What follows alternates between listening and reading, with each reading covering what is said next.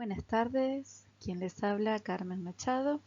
Hoy vamos a retomar el seminario 2 del núcleo 5 de anomalías del embarazo. ¿Cuáles son los temas que vamos a tratar hoy? Principalmente son restricción del crecimiento intrauterino, oligoamnios, polidramnios, embarazo prolongado y embarazo múltiple. Vamos a comenzar entonces con embarazo gemelar. Se denomina embarazo múltiple al desarrollo simultáneo de varios fetos. Tiene una frecuencia de 1 cada 80 a 120 nacimientos únicos. Esta es una situación que aumenta la incidencia de patologías como la restricción del crecimiento intrauterino, la enfermedad hipertensiva del embarazo, la prematurez y otras complicaciones durante el parto como por ejemplo sufrimiento fetal o hemorragias del alumbramiento, entre otras. El riesgo de estos embarazos incluso aumenta de acuerdo al número de fetos y por supuesto de acuerdo al tipo de corionicidad. Los de mayor riesgo son los monocoriales monoamnióticos. Más adelante vamos a describir cada una de estas situaciones. ¿Cómo hacemos el diagnóstico del embarazo gemelar? Como en el caso de los embarazos simples, tenemos signos o síntomas presuntivos y de certeza. Entre los presuntivos, una de las situaciones que hay que preguntar en la anamnesis siempre es el antecedente familiar de embarazos gemelares. El hecho también de la presencia de síntomas exacerbados, como por ejemplo la hiperémesis gravídica o la acentuación de movimientos fetales, puede ser algún signo si la paciente consulta ya un poquito más avanzada en el embarazo que nos pueda referir esto. A la inspección, por supuesto, vamos a tener un mayor volumen abdominal, la altura uterina va a ser de mayor tamaño a la esperada para la edad gestacional e incluso podemos llegar a la realización de las maniobras, podemos palpar múltiples partes fetales, encontrar más de un polo, más de un foco de auscultación, que habitualmente como sabemos que son dos fetos separados porque están separados entre ambos entre 10 centímetros aproximadamente, e inclusive por supuesto tiene que haber diferencia entre la frecuencia de latidos entre uno y otro feto. Y entre los signos de certeza, por supuesto, está la ecografía. En el caso de embarazo doble se verán 2 sacos gestacionales, 2 embriones, 2 fetos, y si hay más, por supuesto, la cantidad de acuerdo al número de fetos o embriones presentes. Bueno, vamos a hablar un poquito entonces de los tipos de embarazo gemelar. De acuerdo a si el embarazo se produce a partir de un solo óvulo que fue fertilizado o más de un óvulo fertilizado, vamos a tener lo que se denomina embarazos monocigóticos o embarazos disigóticos. Los embarazos monocigóticos son los que se generan a partir de un solo óvulo fertilizado y que posteriormente se divide, por lo cual estos son los que se denominan gemelos idénticos. Ahora, si lo que se produjo es una doble ovulación, lo que vamos a tener es un embarazo disigótico, es decir, 2 óvulos que fueron fertilizados por separado, por lo cual son 2 embriones con carga genética totalmente diferente. A su vez, dentro de cada uno de estos tipos de embarazo, vamos a tener los tipos de placentación, que es lo que vamos a describir, que se ve acá en el gráfico que tenemos al lateral. Entonces, los embarazos monocigóticos pueden ser monoplacentarios y monoamnióticos, es decir, que tengan una sola placenta y que ambos estén en una sola bolsa. Después tenemos los monoplacentarios biamnióticos. Tienen una sola placenta, pero están en 2 bolsas separadas. Y biplacentario biamniótico, a su vez, también pueden ser cuando tienen 2 placentas y cada uno tiene su bolsa por separado. Ahora, en el caso de los bisigóticos, la única forma es que sean, como son 2 embriones, porque son 2 óvulos fertilizados por separado, siempre van a ser biplacentarios biamnióticos. El embarazo gemelar se considera un embarazo de alto riesgo. Y esto tiene que ver con la presencia de comorbilidades que pueden presentarse per se ser un embarazo gemelar. Por ejemplo, se incrementa la frecuencia de abortos, de preeclampsia, de hidramnios, de partos prematuros, y la mitad de los neonatos tienen bajo peso al nacer, es decir, menos de 2.500 gramos. Además, aumenta la incidencia de hemorragias por implantación baja de la placenta. Y después veremos más adelante que también hay complicaciones que pueden darse en el durante el embarazo y en el posparto. Partiendo de esa base, que los embarazos gemelares o múltiples son considerados embarazos de alto riesgo, por supuesto que van a tener un control y un seguimiento un poco más estricto, por lo cual esa planificación de visitas prenatales de las que hablábamos en el núcleo anterior va a ser un poco más acortados los tiempos entre una visita y otra, por lo cual esos controles prenatales tienen que ser programados diferentes. Hay un esquema, más adelante les voy a pasar un algoritmo. Las ecografías deben ser seriadas y acá es importante el tema de definir corionicidad. Como les dije anteriormente, tienen mayores riesgos los que por supuesto dependen de una sola placenta, porque recuerden que todo el intercambio materno-fetal se produce a partir de la placenta, por lo cual si hay una sola placenta y la comparten, por supuesto que van a tener mayores riesgos. Hay que realizar un control del crecimiento seriado justamente en esas ecografías. Como también dijimos, como tienen mayor riesgo de prematurez, en estas pacientes hay que hacer una medición de la longitud cervical. Eso se llama cervicometría, que es la que nos ayuda también a predecir la posibilidad de que haya un parto pretérmino. De todas maneras, este es un punto muy discutido, pero hoy no lo vamos a tratar. Y por supuesto la evaluación de la salud fetal, específicamente realizando no solamente el crecimiento, sino también el tema del Doppler para ver la vascularización. Bueno, estos son algoritmos que están propuestos con respecto al control por ecografía del crecimiento fetal, que dijimos hoy que debe ser estricto. Acá van a ver que están bien separados cuando los embarazos gemelares son bicoriales biamnióticos y cuando el embarazo es monocorial, es decir, la corionicidad es una sola placenta. En el caso del embarazo gemelar bicorial, se recomienda un control ecográfico en la semana 11-14, en la semana 22-24 y después realizar el control de crecimiento cada 2 o 4 semanas. La recomendación es llegar en lo posible, si la salud fetal lo permite, tanto el crecimiento como la vascularización, es decir, la salud fetal por Doppler está todo bien, es por lo menos sobrepasar las 37 semanas, pero por supuesto no ir más allá de las 38. Se debe culminar como máximo a las 38. Y en el caso de los monocoriales, fíjense que es un poco más estricto. Ahí hacemos control por ecografía en la semana 12, en la semana 16, en la semana 18, en la semana 20 a 22 y luego cada 2 a 4 semanas. Y específicamente, ¿qué es lo que estamos teniendo en cuenta en este caso? En este caso hay una patología que se llama síndrome transfundido transfusor, en el cual se genera que uno de los dos fetos se lleve la mayor parte de la vascularización y el otro feto se quede sin la misma. Por lo cual, en este caso lo que puede suceder justamente es que uno de los fetos tenga más comprometida su salud fetal y es una situación que si está en etapas graves puede llegar a producir la muerte de uno de los fetos. Por eso hay que ser muy estricto. Estos algoritmos no es necesario que los manejen a la perfección. Más que nada se los mostramos para que ustedes tengan una noción de que es diferente el manejo de acuerdo a las edades gestacionales. En el campus ustedes van a tener un pequeño resumen en PDF que son 2 hojitas con respecto al manejo actual de las diferentes sociedades con respecto a este tipo de embarazos. Pero de todas maneras, como les digo, la idea no es que lo manejen a la perfección, sino que entiendan que los controles son más estrictos en los embarazos gemelares, que el control de crecimiento fetal y vitalidad fetal debe ser más estricto aún y que por supuesto en el caso de los monocoriales que pueden tener mayores complicaciones, tener en cuenta el síndrome transfundido transfusor.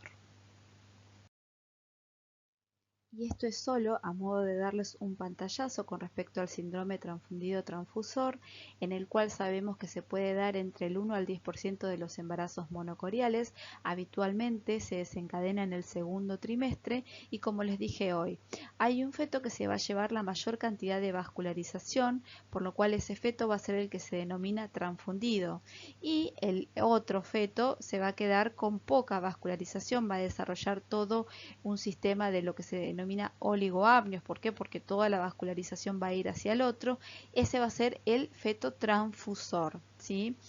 Es muy importante que se tenga en cuenta cuando uno está ante un embarazo múltiple monocorial, ¿sí? Y por supuesto esto de la conducta terapéutica solo a modo de información. Les cuento que habitualmente, por supuesto, lo que se debe realizar en estos casos es tratar de llegar a una edad gestacional en la cual, si tengo que culminarlo, sea dentro de los márgenes viables de la vida. Entonces, en lo posible, si puedo lograr llegar a esa etapa, tengo diferentes conductas que puedo tomar y poder llegar a una etapa al menos entre las 32 semanas o un poquito más. Y en el medio lo que se puede realizar, por ejemplo, es una amniorreducción. La septostomía tiene que ver con el hecho de que en esa placenta que va a generar todo este síndrome van a haber lo que se llaman unas conexiones arteriovenosas, y en lo cual lo que se trata de hacer es separarlos para que toda esa transfusión no se continúe de un feto a otro, por lo cual también se realiza la ablación láser por fetoscopía, pero esos son procedimientos la verdad que muy complejos, pero bueno, solo para que sepan que una vez diagnosticado, si bien es una situación grave, hoy hay herramientas en las cuales se puede realizar un tratamiento para poder lograr llegar a una etapa, si es que la salud fetal lo permite, en la cual haya viabilidad. Con respecto a la conducta, está recomendado en estos embarazos realizar la maduración pulmonar fetal a partir de las 24 semanas, porque como se sabe hay mayor aumento o mayor riesgo de que haya partos prematuros, por lo cual hay que preparar a la paciente para tal caso, y por supuesto es una paciente de alto riesgo, por lo cual requiere cuidados en los cuales vamos a tener que instruir bastante a la paciente con respecto a las actividades, al reposo. Bien, bueno, llegamos entonces a la culminación. Entonces, ¿cuáles son las indicaciones de culminación? Como dijimos hoy, de acuerdo a la edad gestacional, va a depender de la corionicidad. Y con respecto a la vía de culminación, vamos a ver que va a depender de la posición de los gemelos. Si lo permite, si ambos son cefálicas, uno podría llegar a proponer un parto. Lo que sí hay que tener en cuenta que cuando hay un parto de un embarazo gemelar después del nacimiento del primer niño, el periodo de reposo entre un nacimiento y otro puede durar inclusive hasta 20-30 minutos y puede tener complicaciones igual. ¿Por qué? Porque puede haber, una vez que se produce el parto del primero, del segundo hay que ver si se logra acomodar, o a veces incluso puede producirse prolapso de pequeñas partes fetales, de cordón umbilical, una rotura precoz de membrana. Entonces, bueno, hay que tener mucho cuidado y hay que estar en una institución en la cual haya experiencia, ¿sí? También está lo que se denomina el engatillamiento de los gemelos. Eso es cuando en el periodo expulsivo descienden ambos, o sea, los dos polos descienden al mismo tiempo, por lo cual en ese caso no va a ser posible realizar un parto vaginal. Una cosa importante, que después del parto, ya sea parto o cesárea, se puede presentar una alteración de la contractilidad uterina, porque ese útero estaba sobredistendido por la presencia de más de un feto, por lo cual puede haber una hipotonía o una atonía. Entonces se prolonga el periodo placentario y se acentúa incluso el riesgo de hemorragias. Y en el periodo de puerperio también podemos tener una involución uterina lenta con mayor riesgo de infección.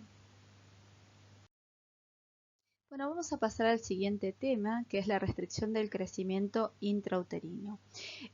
Como definición podemos decir que la restricción del crecimiento intrauterino es la insuficiente expresión del potencial genético de crecimiento fetal preestablecido. Es decir, que en realidad hablamos de restricción cuando genéticamente está predispuesto para tener un peso y no lo logra, ¿sí? Eso es el potencial genético, por diferentes causas que pueden inducir a que suceda esto.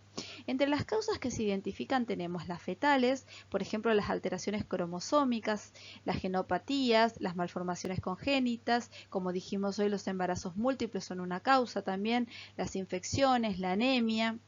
Entre las placentarias podemos tener anomalías uterinas, por ejemplo la presencia de miomas, tumores placentarios, entre otros. Y las maternas también podemos tener trombofilias, nefropatías, vasculopatías, hipopsia, cardiopatías, malnutrición, tóxicos, infecciones o algún fármaco que esté tomando la madre. En este gráfico lo que se detalla es el tema de los factores de riesgo, pero no viene al caso que lo expliquemos, pero sí me interesa que marquemos estos dos antecedentes que me parecen importantes, que siempre en una embarazada que presente antecedente de embarazo previo con restricción del crecimiento o antecedente de muerte perinatal hay que estar muy atento con respecto a los factores de riesgo y la realización en forma precoz del diagnóstico de esta situación. ¿Por qué es importante identificar una restricción del crecimiento? ¿Cuál es la relevancia? Tenemos los efectos que pueden producirse perinatal o a largo plazo. Y esto es muy importante. Fíjense, la mortalidad fetal asciende al 50% de las muertes fetales pretérmino y al 20% a término. Es decir, que si nosotros tenemos una paciente con diagnóstico de RCIU, probablemente tenga mayor riesgo de mortalidad fetal. Esa mortalidad perinatal va a variar según el peso y la edad gestacional.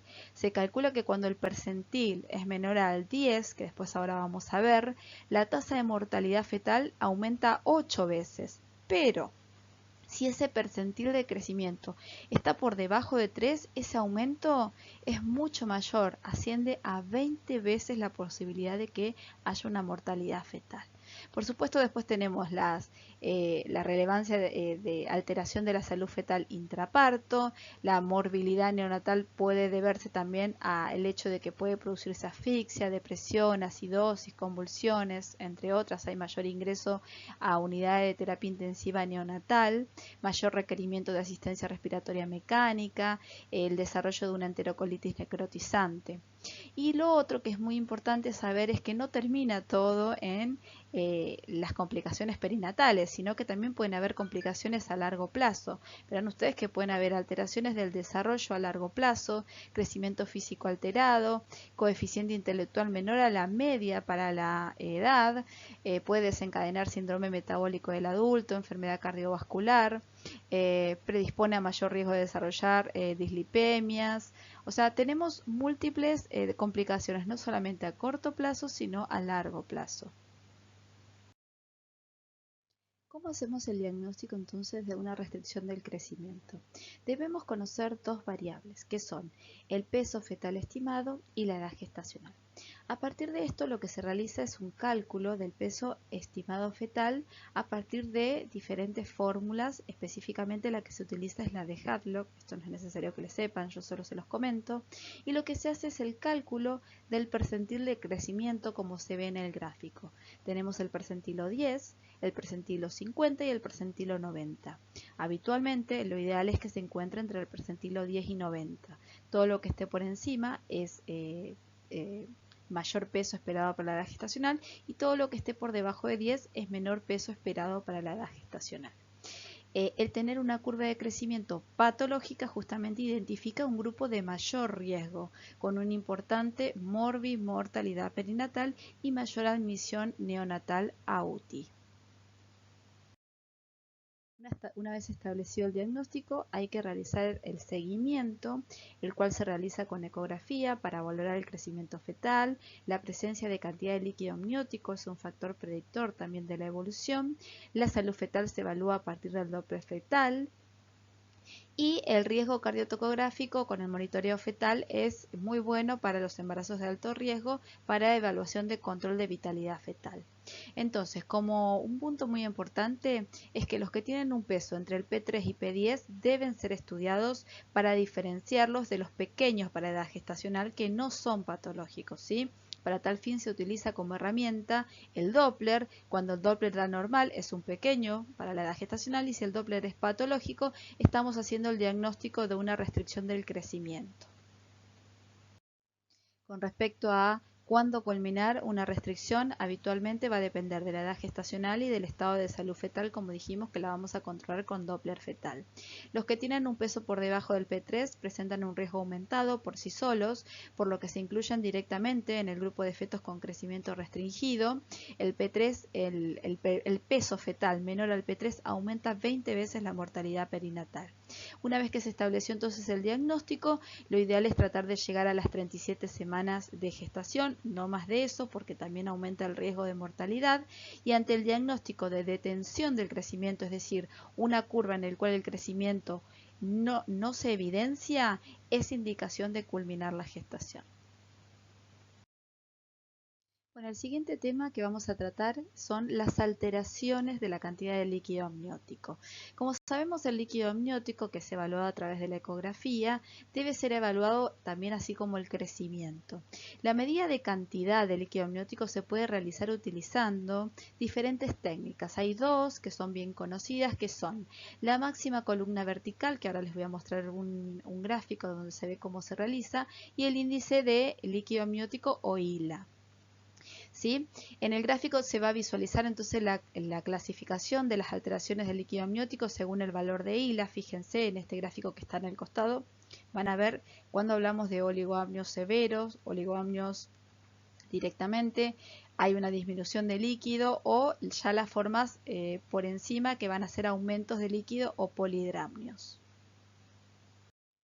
En este gráfico que ven acá, ahí se ve cómo se hace la medición de la máxima columna vertical, en el cual tiene que haber ausencia de partes fetales y cordón umbilical. Se considera normal cuando es superior a 2 centímetros en todas las edades gestacionales, y cuando es menor a 20 semanas debe ser inferior a 8 centímetros.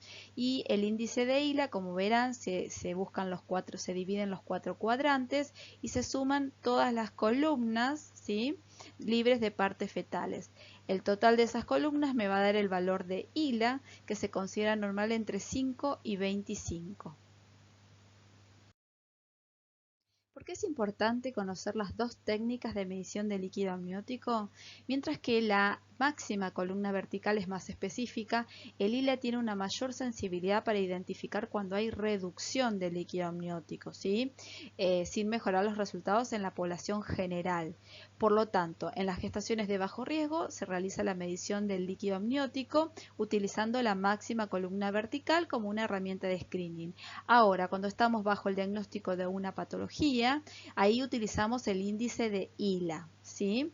En general se utiliza para la restricción del crecimiento, en el embarazo cronológicamente prolongado o en todas las situaciones donde uno evidencia alguna alteración de la vitalidad fetal.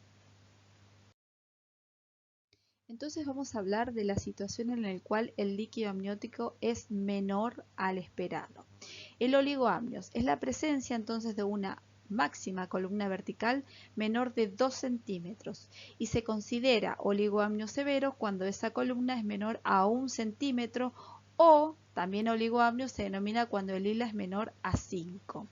Y hay diferentes causas por las cuales se pueden producir, ahí se las detallan, no vamos a repasar cada una, pero bueno, las tienen ahí como para que la repasen. ¿Cuál es el pronóstico del oligoamnios? El pronóstico de la gestación depende directamente de la causa subyacente que provoca el oligoamnios. Una vez descartadas todas las causas, nos encontramos delante de un oligoamnios idiopático, que también puede ser, o sea, no hay una causa. El pronóstico del cual depende de la severidad del mismo y de la edad gestacional en la cual aparece. Cuando el diagnóstico se hace por encima de las 30 semanas, habitualmente el resultado perinatal puede ser favorable. El manejo clínico también depende de la causa, así como de la edad gestacional en el momento en el que se realiza el diagnóstico. En el manejo anteparto, lo que hay que hacer siempre es un control de la vitalidad fetal. Se realiza estudio Doppler semanal hasta las 36.6 semanas y a partir de la semana 37 se puede realizar cada 72 horas. Va a depender mucho de la estimación del peso fetal y de otras comorbilidades. La finalización de la gestación se mantendrá una conducta expectante. Si no hay una causa que lo justifique, hasta las 40 semanas se puede llegar, siempre y cuando la salud, o sea, el bienestar fetal lo permita. Y el manejo del parto se debe realizar una monitorización continua, pero no, si la salud fetal está conservada, uno puede culminarlo vía parto. La otra situación es cuando tenemos un exceso de líquido amniótico, que es el polidramnios. El polidramnios es una acumulación excesiva de líquido amniótico. Afecta a 1 a 2% de todas las gestaciones. El diagnóstico de polidramnios será cuando se detecte una máxima columna vertical de LA mayor a 8 centímetros o un ILA mayor a 25. Y a su vez tenemos grados de severidad de acuerdo a la cantidad de ILA, como se detalla en este cuadro. Bueno, principalmente el polidramnio se produce por un desequilibrio entre las entradas y las salidas de líquido amniótico a favor de las entradas. Entre un 50 y 60% son idiopáticos y entre las causas tenemos también causas fetales, maternas y placentarias. Entre las fetales el 30% se deben a alteraciones gastrointestinales y el riesgo de presentar una anomalía fetal también aumenta a medida que aumenta la cantidad de líquido amniótico. En el caso de las causas maternas tenemos, por ejemplo, el mal control metabólico en la diabetes, la inmunización RH, entre otros. Y acá lo importante es que el seguimiento del polidramnio se realiza en función, por supuesto, de la severidad en la cantidad de líquido amniótico, que como va a haber una sobredistensión por mayor cantidad de líquido, vamos a tener también riesgo de partos prematuros y exacerbado todos los síntomas que se acentúan durante el embarazo. Así que va a depender de la evolución la conducta que tomemos. Les dejamos este resumen de causas de ambos grupos, tanto de oligoamnios como polidramnios, para que les quede un resumen rápido de las causas. Y la última alteración que íbamos a tratar hoy era el embarazo prolongado o embarazo posttérmino. La definición internacional del embarazo posttérmino, que fue aprobada por el American College, establece una duración de 42 semanas completas, es decir, 294 días o más a partir del primer día de la última menstruación, es decir, de la FUM. Es importante destacar la frase 42 semanas completas, ya que los embarazos de 41 semanas más días, ya sea de 1 a 6, aunque se hallen en la semana 42, no la completan, por lo cual, hasta que no transcurra el séptimo día, no hablamos de embarazo prolongado. La definición entonces de gestación prolongada es la que dura más de 42 semanas, es decir, más de 294 días o 14 días después de la fecha probable de parto. Esta definición está avalada por la organización internacional como la OMS, la FIGO, la COSH. Bueno, los recién nacidos posttérminos pueden ser de bajo peso o de pequeño o grandes. La importancia del reconocimiento de la gestación prolongada y la tipificación de RN según su peso estriba en el aumento de morbilidad y mortalidad perinatal, sobre todo en los fetos posttérminos pequeños para la gestacional y en los grandes para la edad. Y los riesgos principales de identificar estas gestaciones es el hecho de que se relaciona con mayor morbilidad y mortalidad fetal por asfixia, traumatismos o por morbilidad materna. Para identificar esta situación, entonces es muy importante el cálculo adecuado de la edad gestacional, ya sea por FUN, evaluando los criterios de confiabilidad, y en caso de no contar con una FUN confiable o cierta, se deberá recurrir a la ecografía, que como sabemos, de acuerdo a el trimestre de embarazo, va a tener mayor o menor confiabilidad. Un dato muy importante es que la ecografía del tercer trimestre no es buena para determinar la edad gestacional ni la fecha probable de parto. Se utiliza principalmente para evaluar la cantidad de líquido, el peso fetal y el grado de maduración placentaria. Sin embargo, si no cuento de otra forma de cálculo de edad gestacional, la tendré que utilizar. Bueno, finalizamos entonces hasta acá. Espero que lo hayan disfrutado. Nos encontramos en el seminario.